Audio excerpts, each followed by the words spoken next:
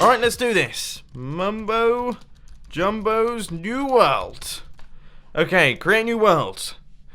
Now, you would have thought with such a powerful computer this process would be much quicker, but apparently it's still incredibly slow. But there we go. Where have we spawned? That's not bad. Not too bad. We've got plains off in the distance. We've got, yeah, a little bit of spruce wood around here. But what on earth am I meant to do now? I guess a fairly logical place to start would be to create some form of mine shaft. And then a really awesome place to stay, which of course I have done. But where do I go from here? I would say some form of animal farm. This little animal farm is definitely the best way to go. If it's within a 3x5 area, it works with cows, sheep, and mushrooms, and also pigs with a tiny bit of modification, and it uses just this set of resources. Handful of blocks, 2 dispensers, 2 buttons, an observer, 2 hoppers, a chest, water, lava, and a sign. You could get all of that within about 5 minutes. Now, if we hit this button up at the top, that will breed up a whole bunch of our cows, and they will all give birth, and they will all land down at the bottom. Then, eventually, these guys will grow up, in which case you hit this button, they will then be set on fire, die, giving us plenty of lovely cooked steak. And the way that you build it is, well, just like this. I mean, I don't think it needs too much further explanation. This thing's dead simple. There are just 2 things that I want to mention. Of course, you don't have to build the entire thing out of glass because that would be incredibly expensive. And also, if you want it to work with pigs, you just replace this sign with an upside down slab, which apparently I cannot do. Look at this pickaxe. Wouldn't you really love to have this pickaxe on day 1 of your survival world? We've got Fortune 3, we've got Unbreaking 3, Efficiency 5, and also Mending. It seems ridiculous, doesn't it? But thanks to this contraption right here, it is entirely possible. Using just this many resources, we can create a contraption that will give you endgame enchantments through fishing. Yes, there is actually a use for fishing in Minecraft. We just hold down the right click button and that will cast out our bobber with a little bit of practice. And then there we go. We just place a weight on top of the mouse. Eventually, we will catch ourselves a fish or an enchanted book. And we do this for hours on end, getting tons upon tons of stuff. For today's video, I'm trying something new. I have split up this big redstone contraption over here into a whole bunch of layers so that we can unpack it like some kind of redstone onion. So, you want to get things started with a 4x5 area, and the first thing you're going to do is just place in this little setup right here. Then layer number 2 involves a few extra hoppers. We've also got ourselves a fence post and a redstone line running across the back, with a slab on top of our redstone torch, and that's very important because on top of that slab we're going to have ourselves a repeater.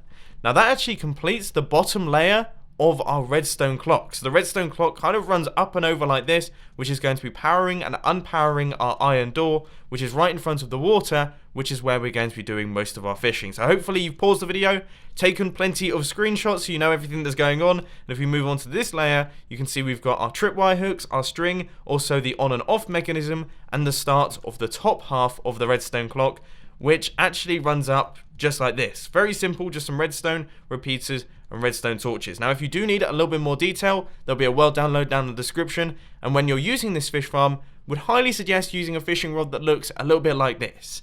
Now, you may be sat there thinking, oh my word, that's ridiculous. But the good news is that fish farms actually drop fishing rods, which means that if you use this thing for about 5 minutes, you'll probably end up with one of these. If you search for long enough and you have a slight stroke of luck, you should eventually come across one of these. Now, this is a monster cage, and if you get near enough to it, it will start spawning monsters, which means that we can turn that into an XP farm. Now, you will need to do a little bit of work there and potentially a little bit of research, but the redstone for them is really simple. This, for some reason, does not look particularly simple. I don't really know what's happened here, but this seems to look really complicated. But this is the water running from the XP grinder. So this is where our skeletons or zombies are going to be coming through, and they're going to be landing down at the bottom. Now, this is where we want to kill them. We hit this button, and you can see lava is dispensed and then retracted very quickly, and these guys are set on fire, making a whole ton of noise. Now, the whole point is that we want them to get low enough in health that we can kill them with one punch, but we don't want them to die, because then, of course, we don't get any XP. So these guys are going to stay on fire. Now they've turned off, and 1 hit. XP for Mumbo. Now, if all you want to do is create the killing chamber, then this realistically is everything that you need. We have the lava dispensing, and that is a repeater set to 4 ticks running into a monostable circuit, and then we have redstone and a repeater set to 2 ticks running into that block, which runs back into the dispenser. that is everything. So your mobs stand right there, you have yourself a half slab to allow you to kill them, and that's how you do it.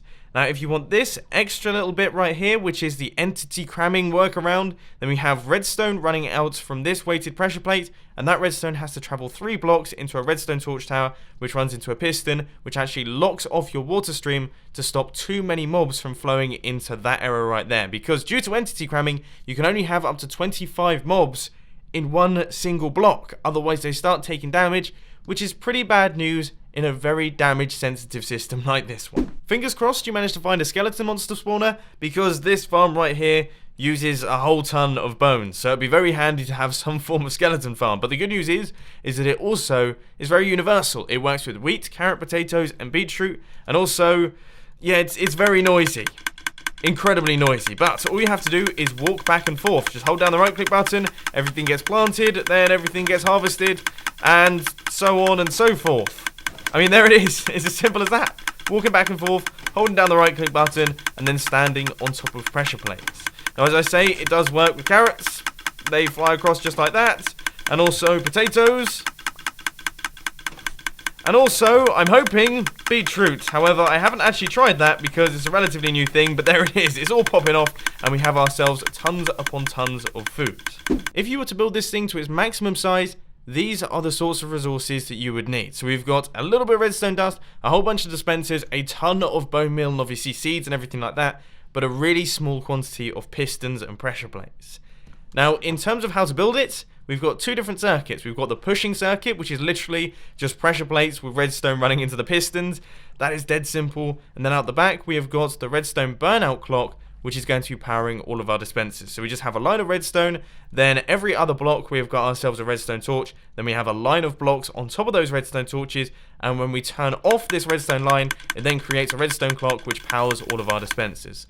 Then all we have to do is place water out the back of our dirt, and then till all of the soil and walk back and forth, getting tons upon tons of resources. The next thing that I would suggest doing is getting yourself some form of super smelter. Now, I wouldn't necessarily suggest getting one this ridiculous, however I am quite proud of this thing, but these can be very, very compact, really quite resource light, and they can be much faster than regular furnaces. This, for example, is 58 times faster than a regular furnace, which is quite ridiculous, and probably not suitable for day 1 of Minecraft survival, but I'll put a link to that video on the screen and also down in the description. At this point in time, you're probably getting to the stage where you have quite a large number of items, and you're probably going to want to start sorting out all of those items into all of your different chests. So, for example, right here, we have got ourselves a storage system. These are regular chests, and these ones here are trap chests so that we can place them directly next to one another. And at the back, we have got a line of hoppers running into all of those. Now, to create the sorting system, you basically have to do what I've just done right here. So, we need to place in a line of blocks, and then a line of blocks once again, and then all of our hoppers just like this. And then out of the top hopper, we're going to take a comparator output, and that's going to run all the way across here. But first off, we're going to place in a line of repeaters, because that makes life a lot easier. Otherwise, you're going to have to be looking through gaps and potentially breaking the redstone contraption back down. Then we're going to have a line of redstone torches, and quite simply, a line of blocks, and then a line of blocks, and redstone dust on top of all of those, and then a line of comparators right here. So that right there is your storage system all done. Now you actually have to work out what items are going to be sorted. Now, to finish up the entire thing, what we have to do is place a line of hoppers going across the top right there, which will take the items across, and then you need to place in all of the items into these hoppers right here. So say, for example, you wanted to sort out comparators, then we would just place a line of these blocks, which are renamed items, in this section, and then a bunch of blocks out the front, and you should see the number of blocks up the front right here will go down to, I think, 43, potentially 41. I can't quite remember. There it is, so 41.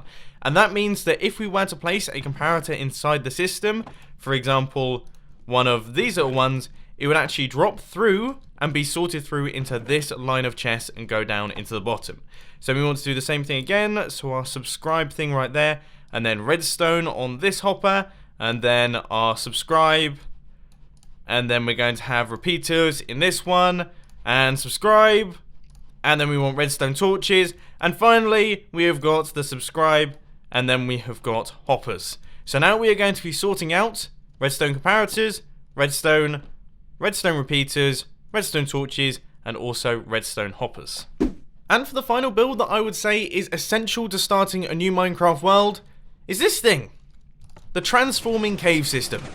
It's so important to have something like this. You know, the number of times I've got to like day 4 of a survival world and I think to myself, there's one thing that's really important that I urgently need. That is just, it's so important to my Minecraft experience. It's a transforming cave system, complete with pop-up crafting bench. Honestly, if I don't have this sort of thing, I really, really struggle with Minecraft survival.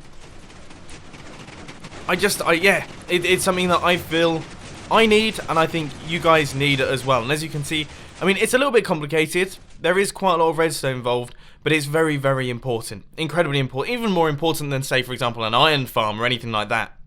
Anyway, on that note, I hope you have enjoyed today's little Minecraft video. If you did, please sure to that like button. And if you really loved it, then make sure to subscribe. But thanks for watching, guys. This has been Mumbo, and I'm out. I'll see you later.